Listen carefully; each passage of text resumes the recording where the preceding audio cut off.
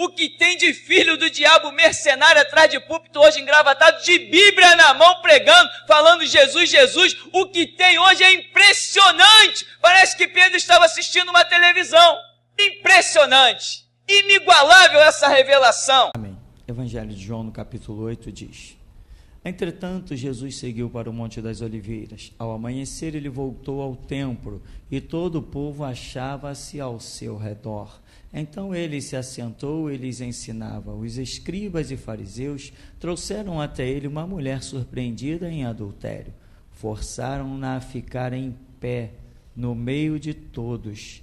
E disseram a ele: Mestre, esta mulher foi apanhada em flagrante ato de adultério. Assim sendo, Moisés, na lei, nos mandou que tais mulheres sejam apedrejadas. Todavia, tu, que dizes a este respeito?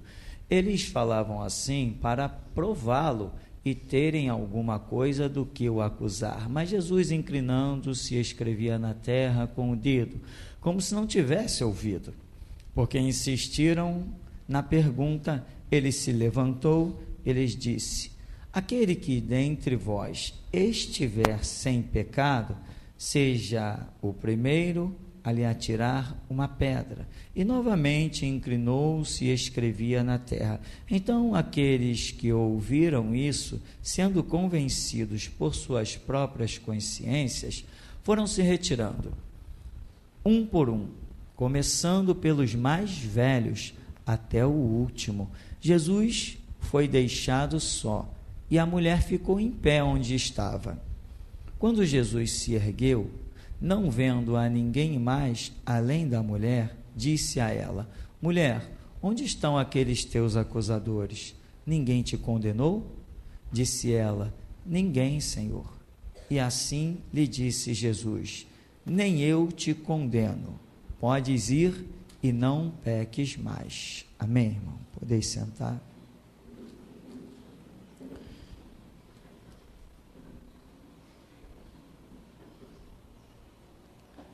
Nós temos uma matéria gloriosa revelada pelo Espírito de Deus, uma matéria milenar,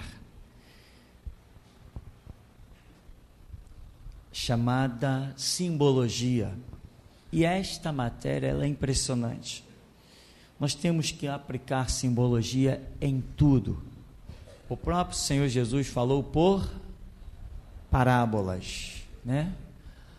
A simbologia não é algo estático na Escritura, não é. Não é, aquilo ali simboliza isso. Não, aquilo ali, no momento, pode não simbolizar nada e virá a simbolizar no futuro. Às vezes, Deus lança uma simbologia com obviamente que ela é com antecedência, mas até que ela seja enquadrada, seja considerada simbologia, podem se passar 100 anos, 200, 300, 500, não, 1000. José tipifica Cristo? Tipifica. E antes que Cristo viesse ao mundo, José tipifica Cristo? Quanto tempo tem de José a Cristo? Quem é bom de história aí? Quase 2000 anos? Então quer dizer que quando José teve a vida dele, ele não tipificava Cristo. Então só foi tipificar Cristo 2000 anos depois. E eu pergunto, José tipifica Cristo? Com todas as letras, amém? Com todas as letras, mas é uma tipificação, uma simbologia que se dá com uma distância de 2000 anos. Então pode ser que hoje nós vamos encontrar o nosso retrato na Escritura mencionado lá em Gênesis. O que hoje nós estivermos vivendo aqui, o que hoje o mundo vive, pode estar tipificado ou pode estar enquadrado na simbologia de coisas vividas, ou profetizadas, ou vistas ou sonhadas há milhares de anos atrás. Amém? Não há dúvida quanto a isso. Aqui nós temos que uma mulher pega em adultério, é levada diante de Jesus. Por quem? Por gente muito nobre. Aquilo ali foi uma armação. Aquela mulher estava presa, aquela mulher estava aprisionada, ela estava na cadeia de Israel. Dizendo, quem tem mais para ser julgado aí? Não tinha lá o Caifás, não julgava? Qual é o próximo julgamento? Uma mulher pega em adultério. Uma mulher pega em adultério?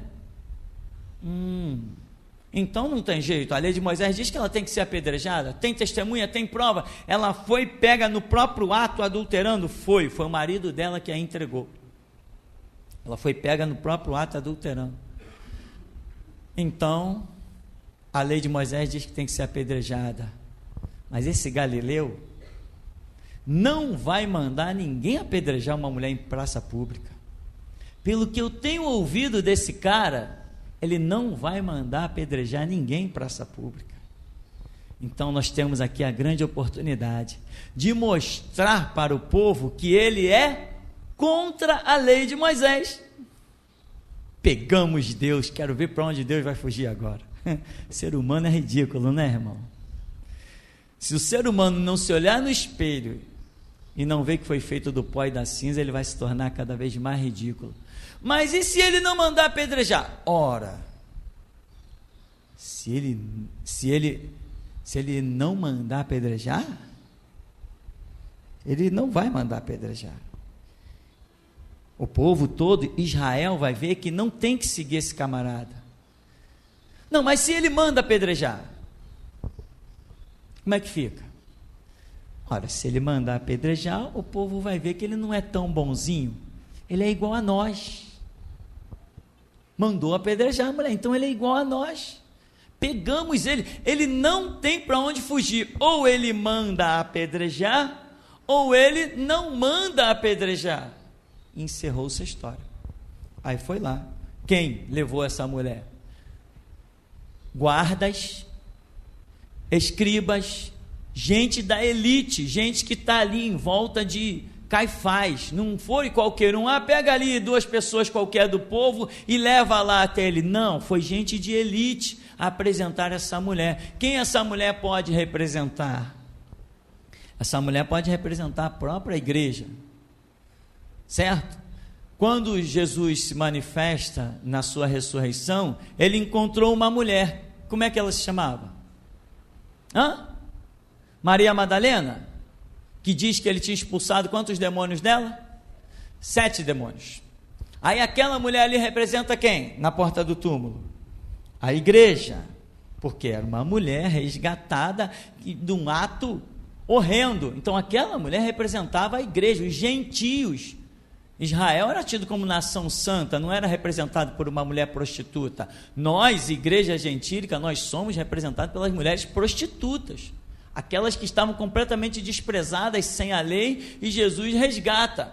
Então, Jesus diz para aquela mulher, vai e dize aos meus irmãos que eu ressuscitei. Quem são os irmãos de Jesus? Os judeus. E por que aquela mulher precisava, a gentílica, aquela que representa a igreja gentílica, precisava anunciar aos judeus que Jesus ressuscitou? Porque os judeus estavam crendo numa mentira que estão crendo até hoje, que roubaram o corpo dele. Então vai lá e diz aos meus irmãos. Quando ela falou, alguém acreditou? Em algum momento eles acreditaram na mulher? Nenhum momento. Quando que eles acreditaram na mulher? Quando viram com os próprios olhos. Nós vamos gritar a Israel, nós vamos clamar a Israel, Israel, ele vem, te conserta, mas eu sei que eles não vão me ouvir. Você sabe que eles não vão te ouvir, mas é projeto de Deus que a gente grite, que a gente anuncie, mesmo sabendo que eles não vão ouvir. A minha missão é gritar, mesmo sabendo que não vão me dar ouvidos. Essa é a minha missão. Mas ele virá. Ele virá exatamente conforme nós estamos anunciando. Ele virá, ele vai rachar o Monte das Oliveiras. Ele vai fazer que a carne dos inimigos apodreça, os seus olhos saltem das suas órbitas. O sangue vai chegar ao freio dos cavalos no Vale do Armagedon, vai ser um horror. Serão 7 anos para sepultar todos os mortos. Nós estamos falando, estamos sendo ouvidos? Nem os nossos vizinhos estão nos ouvindo? Que dirá Israel, considerado um povo de dura cerviz e obstinado de coração? Que dirá eles? Mas a nossa missão não é ser ouvido, nossa missão é gritar. Quem estiver ouvindo ou não ouvindo é problema de cada um. Eu tenho uma missão: sair gritando, sair falando, faço vídeo, lanço pregação e vamos tocando o barco na direção do que Deus nos manda fazer, mesmo sabendo que não terá aquele resultado mais agradável, porque a palavra de Deus não somente salva, mas ela também condena. Então quem crê será salvo e quem não crê será condenado. Então Jesus diz para aquela mulher: vai e diz aos meus irmãos que eu ressuscitei e vou encontrar com eles lá no monte que eu lhes designei. Essa mulher aqui também tem as características próprias da simbologia da nação, da igreja: adultério, digna de morte. Mas Jesus mostra o seu resgate pela igreja, um resgate tão tremendo. Aquela mulher em nenhum momento disse: mas Senhor, eles estão me acusando injustamente, eu não fiz nada disso. Ou então, não é bem assim. Ou então, eu fiz, mas eu fiz, sabe por que eu fiz? Condicionada, ou sem opção, ou etc. Não, ela não se justifica. Por isso ela foi resgatada. Só é resgatado quem reconhece o seu pecado. Só é resgatado quem reconhece o seu delito. Só é resgatado quem assume os seus erros. Falei e errei. Ah, é? Então tu tem misericórdia. A Bíblia diz: aquele que confessa e deixa, alcança a misericórdia. Não adianta querer encobrir. Não adianta querer esconder. Quanto mais tempo esconde, quanto mais tempo encobre, às vezes vai tocando a vida, acha que está tudo bem, no mar de rosa, daqui a pouco, bruft, cai numa cova. Irmão, não existe pecado esquecido. Ah, pastor, mas a Bíblia não diz que Deus lança os nossos pecados na profundeza do mar e deles não mais se lembra? Pois é, eu vou dizer, não existe pecado esquecido, exceto se ele tiver sido confessado. Pecado confessado é pecado esquecido, mas se não confessou, tem um fantasma te perseguindo todos os dias, por onde quer que você vá, tem uma sombra indo atrás de você, esperando a hora de te derrubar. Onde está a força do diabo? Nos meus pecados, nos meus erros. A força do diabo se resume nos meus erros. Ele só consegue agir nos meus erros, porque a ação do diabo é uma ação de justiça. Muita gente está achando que, o diabo fazendo a festa por aí, está fazendo a festa, sabe por quê que ele está fazendo a festa? Porque ele tem direito de fazer a festa, ele tem porta aberta para entrar. Senão ele não faria, irmão. Existe um Deus injusto? Não. Eu vou tocar na vida de Jó. Vai, toca para tu ver se eu não te fulmino. Então o Senhor deixa eu tocar na vida dele. Eu deixo, eu permito. Assim é com todo mundo, meu irmão. Existe uma questão legal no mundo espiritual. Quando as pessoas estão longe de Deus, elas estão à mercê das trevas. Quando a pessoa está entregando os seus ouvidos aos projetos do inimigo, sua língua aos projetos do inimigo, suas atitudes aos projetos do inimigo, a Bíblia diz que o diabo veio para roubar, matar e destruir. Quando o ser humano está se entregando a este projeto, ele se transforma num instrumento do diabo. Instrumento do diabo, o diabo manuseia do jeito que quer. Instrumento de Deus, Deus manuseia do jeito que quer. Não é assim que você faz com a sua batedeira na hora que está fazendo bolo? Não é assim que você usa a sua faca do jeito que você quer? Os instrumentos que pertencem àqueles, estes usam do jeito que querem. Então, quem se predispõe ao serviço do inimigo, as obras dele, as obras da carne, esse é usado pelo diabo. Aí o diabo carrega um para o homossexualismo, outro para a prostituição, outro para roubar. Onde já se viu? Hoje nós temos aí, no bairro de Santo Cristo, temos meninos de 13 anos andando com rifle na mão. Mas alguns deles eu conheço a história. E eu vejo que o diabo entrou ali porque tinha porta para ele entrar. Ele não cometeu uma injustiça. Irmão, vou te dizer uma coisa, o diabo não comete injustiça. Sabe por quê? Porque todos os passos do diabo só existem se forem permitidos por Deus. O diabo não comete injustiça quando ele age contra os seres humanos. O que diz a Escritura?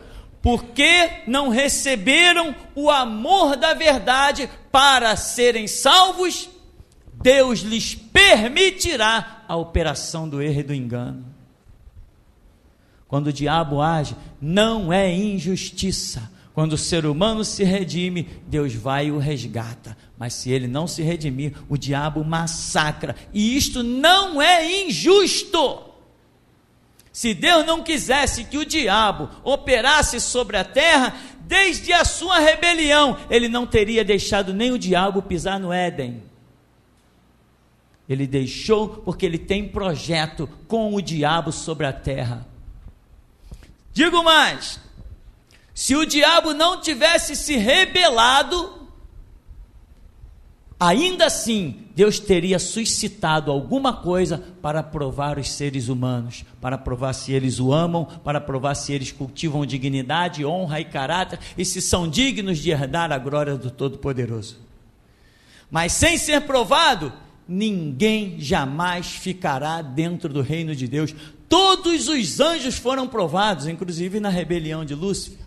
O Senhor Jesus foi provado, e diz a Escritura que ele aprendeu a obediência, a submissão, pelaquilo que ele padeceu. Padecimento é coisa séria, não é um sofrimentozinho não. Padecer é uma expressão bem mais forte. Então, essa mulher aqui representa uma igreja, e vamos ver a situação que acontece com essa igreja. Ele vem e ele desce do monte e vai para o arredor do templo. No verso 3, os escribas e fariseus, não estamos falando de qualquer um, estamos falando de escribas e fariseus, a classe, trouxeram até ele uma mulher surpreendida, ou seja, foi pega no próprio ato, em adultério. Forçaram-na a ficar em pé no meio de todos. E disseram: mestre, essa mulher foi apanhada em flagrante adultério. Assim sendo, Moisés na lei nos mandou que tais mulheres sejam apedrejadas. Todavia, tu que dizes a este respeito? Ou seja, irmão, segundo a lei, nós deveríamos ser mortos. Qual o remédio? Não tem remédio. Não tem remédio. Já existia uma lei. Então acabou. Se existia uma lei e eu quebrei esta lei, eu estou condenado. E cadê o meu escape? Não existe escape. Eu quebrei a lei. A lei diz que eu tenho que morrer.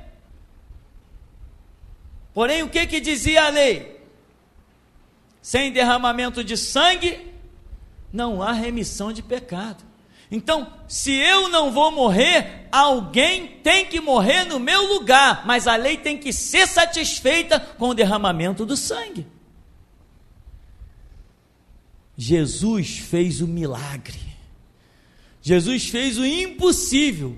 Livrou aquela mulher da morte antes mesmo de morrer por ela.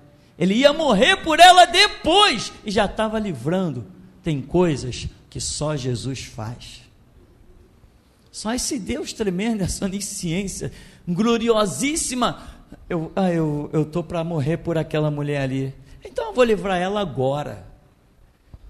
A lei é minha, eu criei a lei, eu determino todas as coisas. Então Jesus foi lá na lei e disse: não, vocês estão plenamente corretos, essa mulher tem que morrer mesmo, mas atira a primeira pedra o que tiver sem pecado. Estancou todo mundo. Então, peraí, tivesse sem pecado? Peraí, a lei diz que todos pecaram, né? Então, se eu disser que estou sem pecado, caramba, eu posso provocar a ira de Deus. Eu pergunto: aquele que dentre vós estiver sem pecado, que atire a primeira pedra. Eu já verifiquei algumas versões e elas conferem nesse edito: aquele que dentre vós estiver sem pecado. Eu te pergunto, irmão, você aí, nessa hora, você está com pecado ou você está sem pecado? Você está sem pecado. Se é que todos os teus delitos foram confessados e remidos no sangue de Cristo, você está sem pecado. Então você poderia pegar a pedra e atirar. Não, peraí, eu sou remido e lavado no sangue de Cristo, não tem pecado me acusando não. Ela pecou, ela é digna de morte, lá vai pedrada. Por que eles não fizeram a mesma coisa? Porque eles não estavam sem pecado. E diz aqui a Escritura que, a começar pelos mais velhos, os mais sábios, os mais instruídos, os mais, foi cada um sendo acusado como? Pela própria consciência. Aqui João escreve: pela própria consciência eles foram acusados. Tem mais, esse texto aqui provavelmente não foi escrito por João. Esse texto aqui não foi escrito por João, ele foi acrescentado depois no Evangelho de João. Obviamente foi outra pessoa que escreveu. Então, eles foram acusados pela própria consciência, de que, não, eu não posso, caramba, de manhã mesmo eu já pisei na bola. Poxa, na mesa do meu café eu já fiz besteira, já falei que não devia. O Espírito Santo mostrou a todos eles que eles eram piores do que aquela mulher. Eles saíram daquele cenário e continuaram arrastando os seus pecados. A mulher saiu do cenário livre, leve, solta, com uma palavra poderosa de Jesus: eu também não te condeno. Vai e não peques mais. E aquela mulher é uma igreja realmente. E o detalhe interessante é que ela é posta no meio de um cenário, no meio de um mundo para ser observado. E a respeito do que somos nós, igreja do Deus vivo, remidos e lavados no seu sangue, por mais que o mundo busque argumentos e condições e subterfúgios para nos acusar dos nossos delitos e pecados, eles têm que se defrontar com o sangue de Cristo, e eles veem todas as suas acusações frustradas, porque nós somos santos, nós somos superiores à sociedade, nós temos um caráter, uma moral que ninguém na nossa vizinhança tem. Se tivéssemos autorização para botar o dedo na cara dos outros, colocaríamos, porque somos limpos, não devemos nada a ninguém, não tem ninguém que pode bater na nossa porta e dizer que nós cometemos uma injustiça, não tem ninguém que pode bater na nossa porta e dizer que nós defraudamos o seu patrimônio, que atiramos pedra contra as suas conquistas. Somos santos, sem mancha, na cobertura do sangue do nosso Cristo. Mas essa palavra te exalta? Ou esta palavra te acusa? Jesus pode liberar todo mundo para bater na tua porta, que quando bater na tua porta, que você abrir, que a pessoa te vê, vai dizer assim: desculpa, eu trazia uma acusação aqui, mas não é contra você, bati na porta errada. Ou então, vão bater na tua porta e quando você abrir, a pessoa vai dizer logo, é você mesmo. Igreja que restaura tem que ser igreja restaurada. Igreja que prega santidade tem que ser igreja santa. Igreja que quer desfazer as obras do diabo não tem que ter obras do diabo em si.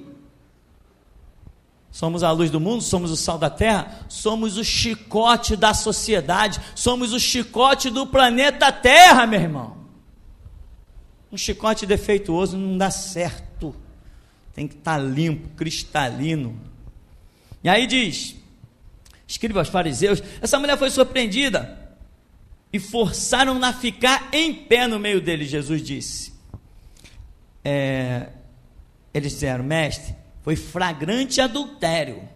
Verso 5, assim sendo, Moisés na lei nos mandou que tais mulheres sejam apedrejadas. Todavia, tu, que dizes a este respeito? E eles estavam ali para prová-lo. O que acontece? Tem um detalhe aqui, que Jesus só vai se manifestar devido ao quê? A insistência deles. Sabe, irmão, deixa o Espírito Santo agir contigo.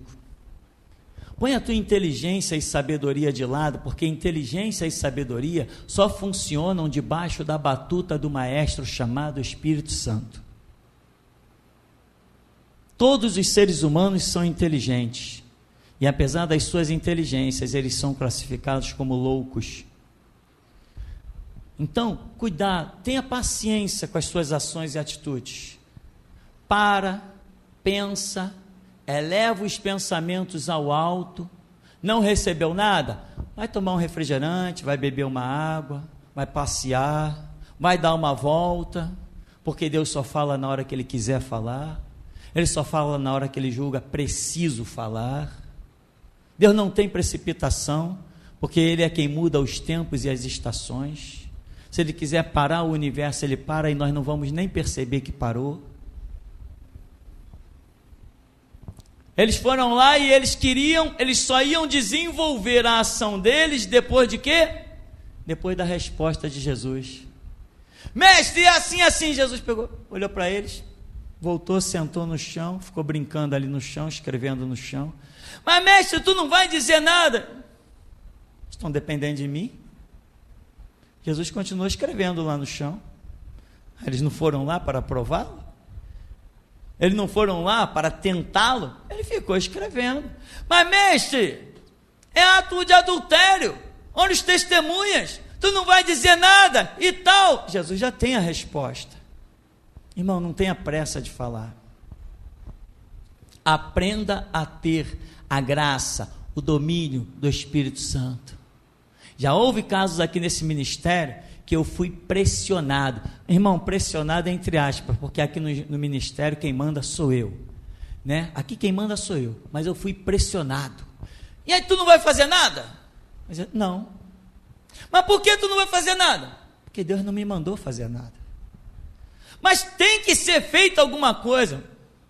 Então não é comigo, quem quiser que faça, eu não vou fazer.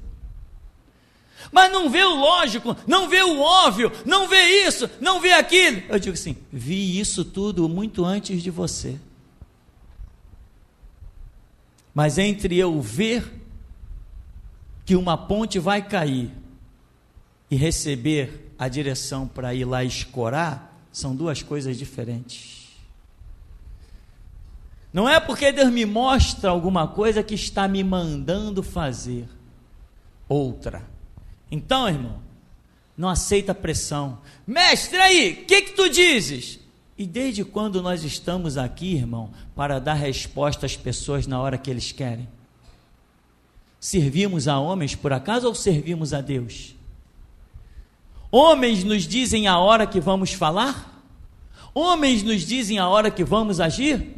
Agiremos e falaremos tudo aquilo e na hora que o nosso Deus o quiser. Tem que ser assim. Se não for assim, irmão, você se torna um escravo dos homens. Quantas pessoas já telefonaram para cá?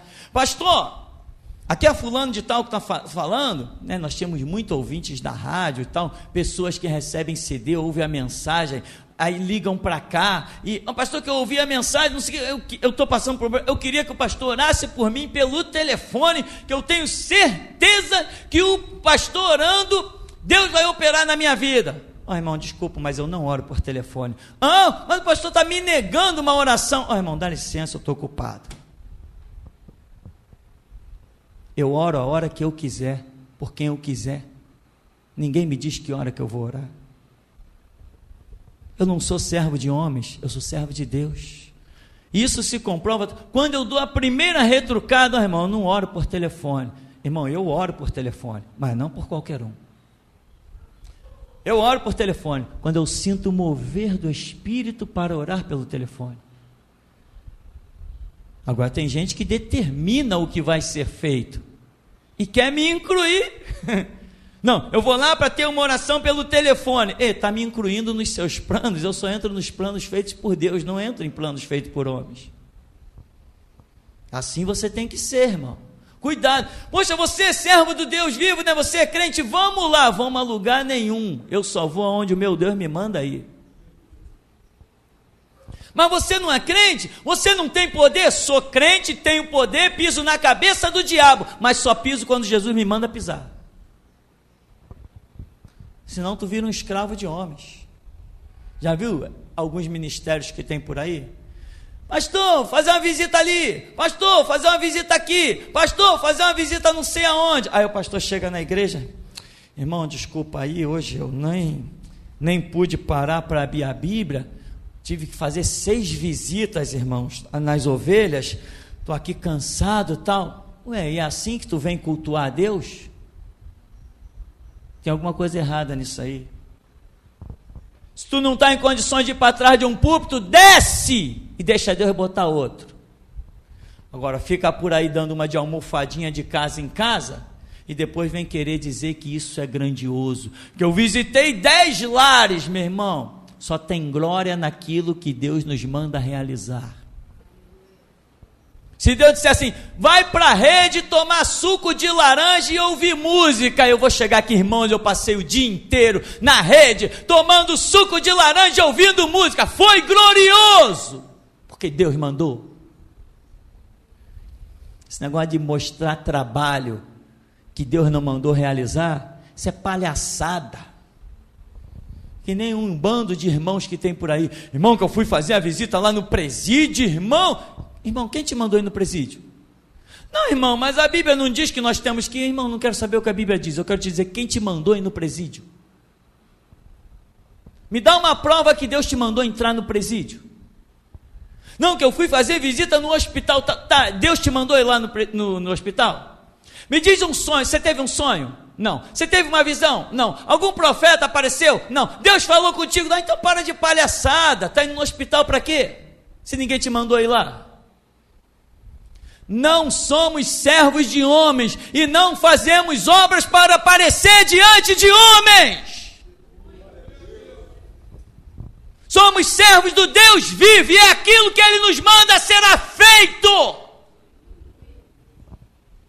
Não temos compromisso com homens, nosso compromisso é com Deus. Os homens desfrutam disso, mas o nosso compromisso é com Deus. Eu não estou aqui para testemunhar para homens, estou aqui para testemunhar para Deus. Jesus falou assim, vocês serão as minhas testemunhas, vocês serão os meus mártires. Eu não sou testemunha para os homens, nem sou mártir dos homens, sou mártir de Deus. E Jesus está ali tranquilão, não é dele.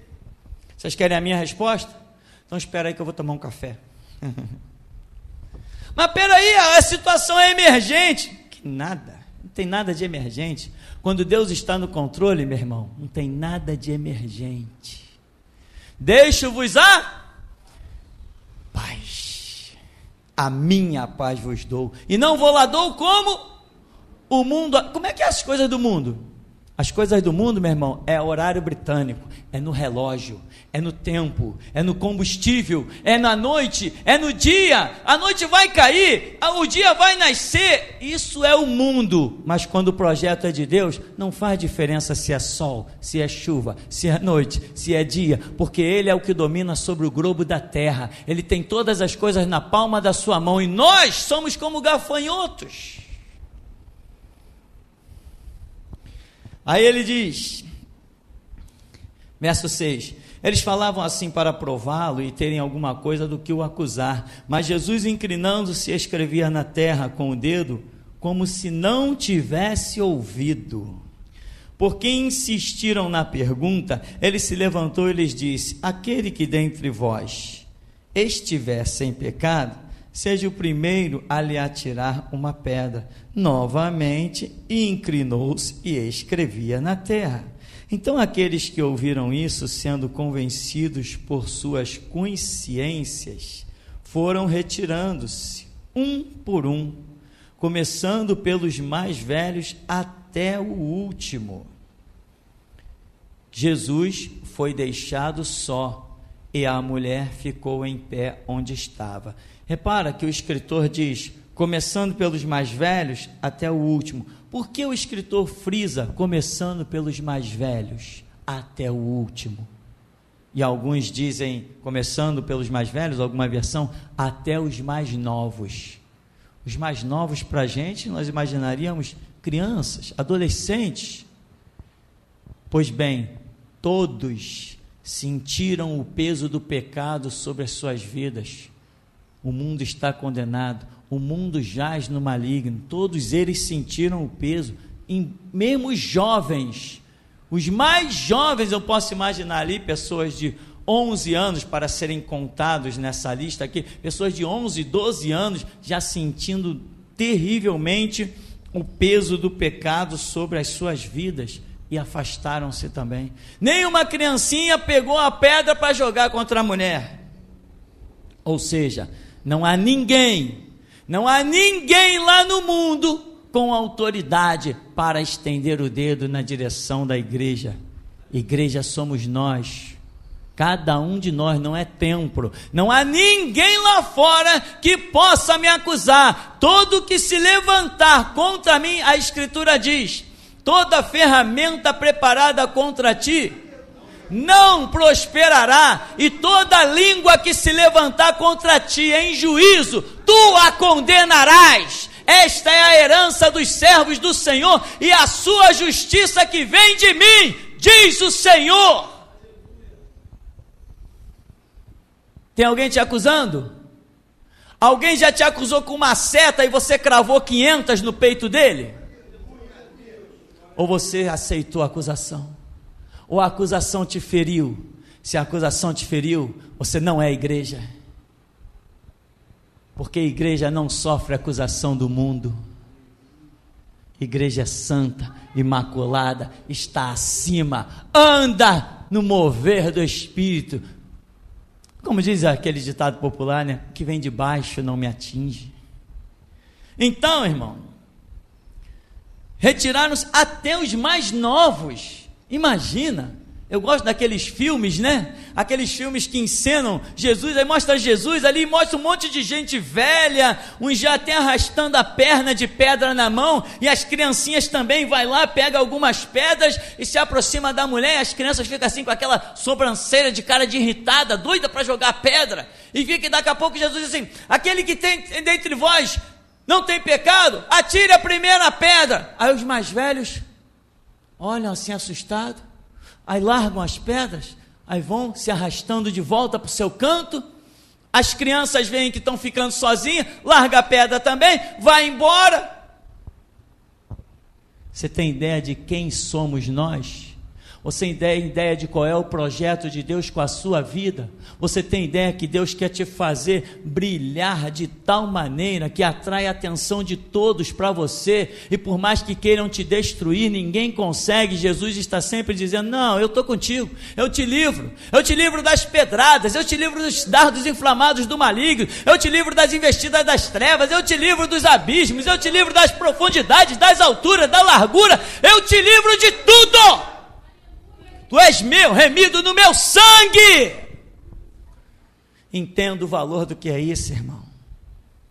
Quando você entender o valor do que é isso, rios de águas vivas fluirão do seu interior.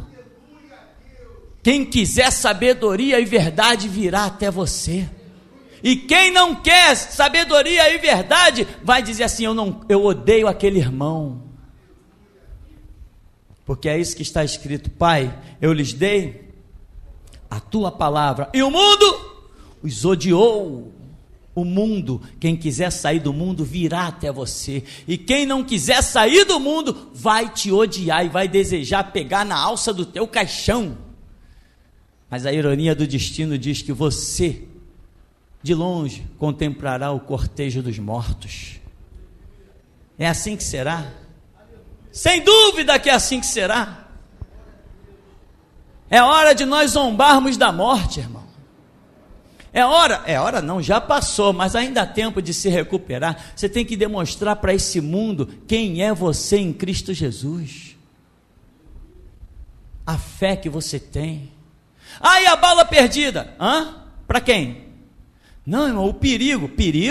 Eu não sei o que é perigo. Não, porque os bandidos estão se proliferando. Bandido? Eu todo dia eu vejo os anjos. Cadê os bandidos? Não, porque o reino das trevas. Reino de quem? Enquanto estão falando em reino das trevas, meu irmão, eu estou sabendo que é ser participante do reino da luz. Enquanto estão falando em diabo, eu estou sabendo que é andar com Jesus.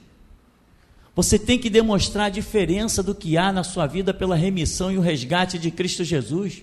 O mundo está em trevas e em tormento, o mundo está louco, mas você tem que demonstrar um ânimo completamente diferente.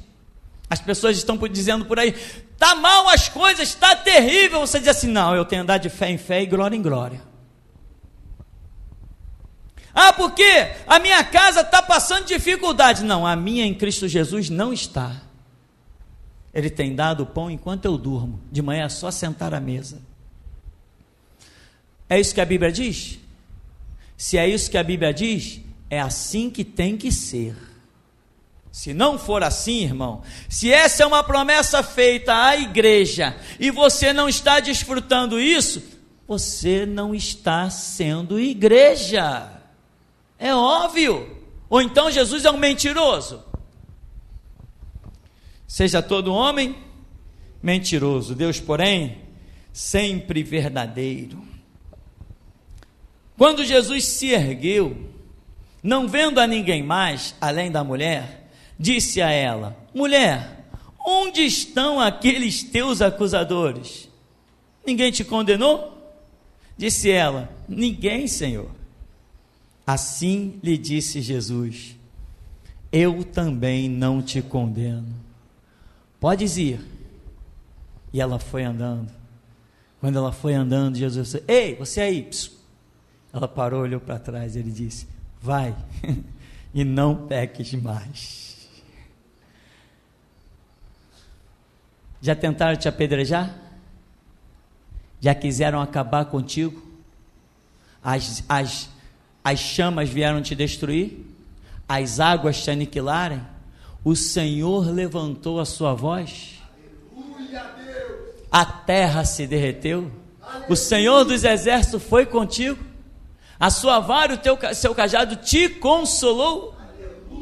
Ele te chamou, Ele te colocou a tua destra sobre ti e disse assim: levanta, vai em paz. Vai em paz. Duvido no que aquela mulher não deve ter se transformado.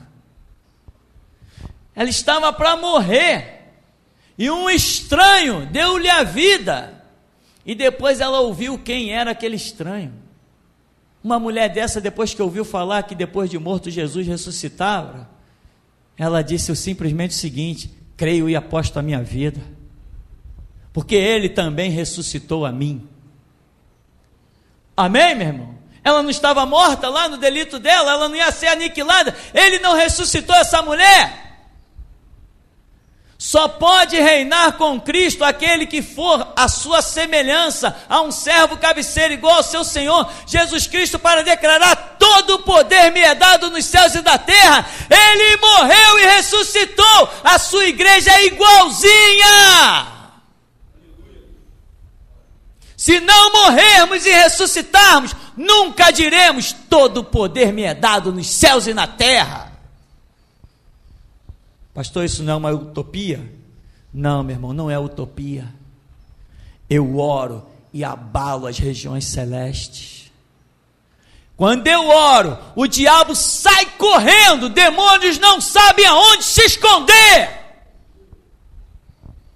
Porque todo o poder me é dado também nos céus e na terra. Jesus disse assim: naquele dia vocês vão entender uma coisa: eu estou em vocês, vocês estão em mim. Pede o que quiserem e será feito. Mas cada um vai andar segundo a fé que alcançou. Qual o limite da sua oração? Muito simples, é o limite da sua fé. Você acredita que pode ter uma oração que seja ouvida pelo teu vizinho? E se você orar por alguém que mora lá no Japão, vai ser ouvido do mesmo jeito? Depende de você. A oração é a mesma e o Deus é o mesmo. O Espírito é o mesmo. O que muda é a fé. A sua fé diz que Deus te atende até o muro do teu vizinho, ou a sua fé diz que Deus te atende sobre todo o globo terrestre? Pode ser que tenha alguém aqui com a fé de Gideão para ir para uma guerra porque vê um exército, vai para uma guerra porque vê um anjo. Pode ser alguém aqui que seja que nem Moisés, que tenha fé porque vê a sarça queimando e ouve a voz. Pode ser, cada um tem o seu motivo, mas pode ser alguém que diga assim: sol, detente em Gibeon, lua, no vale de Ajalon, não se mexe. E diz a Escritura: nunca tal houve um dia tão grande em que Deus parou o universo ouvindo a voz de um homem. A fé não tem limite. Quem tem fé é invencível. Sem fé é impossível agradar a Deus. Mulher, onde estão os teus acusadores? Tem alguém te condenando, meu irmão? Vamos apagar os nossos erros de tal maneira que aquele que se levantar contra nós seja condenado pelo nosso Deus, que é justo, que é íntegro. Agora, não espere por justiça, irmão, se você não anda em justiça.